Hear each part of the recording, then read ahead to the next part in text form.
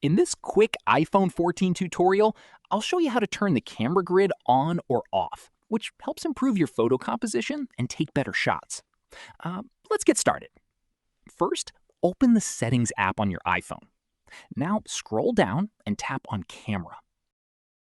This is where all your iPhone camera settings are located.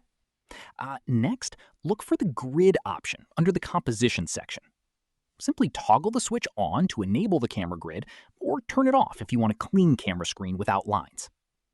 Now open your camera app and you'll immediately see the grid lines on your screen if it's enabled.